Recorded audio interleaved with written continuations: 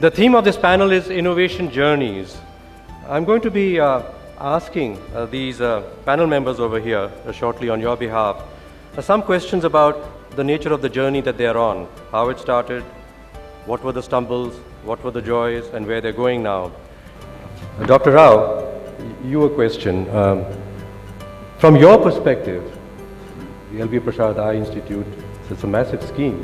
From your perspective, what do you consider most novel in your innovation? I think the most important component is trying to make excellence and equity compatible, taking the best quality healthcare to all people in the remotest areas.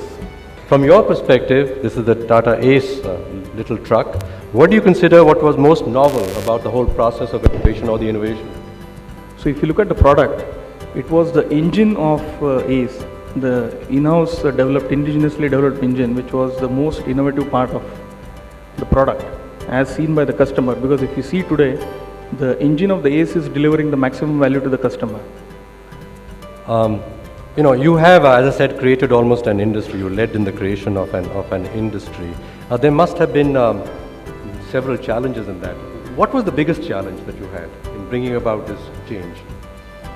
I think the challenges actually were making sure that we could convince, US companies, UK companies to change the way they were working and thinking and bring that work 7,000, 5,000 miles away and entrust it to us.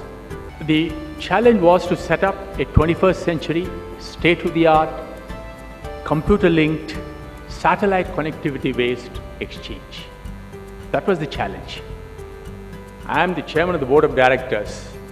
The actual bulwark was done by a group of young, computer-savvy, professional chaps with domain knowledge of this industry. And they worked 16 to 17 hours a day, 365 days in a year.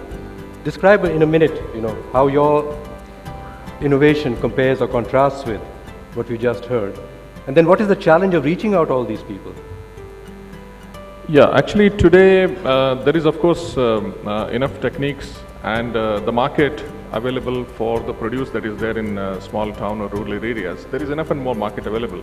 And as I said, one of the biggest issue is how do you actually reach in the most efficient way where the product is available and where it is actually required to be consumed, and how do you actually reduce the middleman drastically. And that can be achieved by having cost-effective communication systems that are reaching absolutely far-flung areas.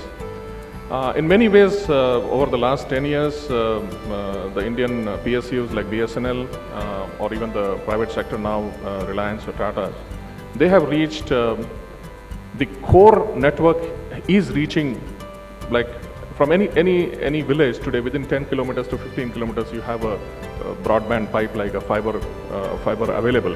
But still the big challenge is how do you actually reach every individual village or every individual family really. And where the cost of that or the money that can be spent on a monthly basis is as low as 200 rupees or 100 rupees per month. So your capital expenditure has to be very, very low. So you've got to find out innovative technologies so that it becomes very cost effective. The broadband connectivity tariffs today, thanks to BSNL, is sitting at 250 rupees a month, which is unbelievable. Nowhere in the world you have broadband data connectivity being made available for 250 rupees a month. It's the goal, the dream that you set yourself and never let go. But recognizing that you're very small. At the moment I'm very small to realize that dream. And you feel the pain.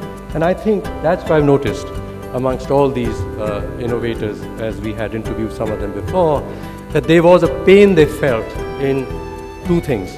One, the condition of the world around them, and the other pain was their inability to do something about it. But rather than blame the surroundings, they took upon themselves to learn and change and to innovate what they did.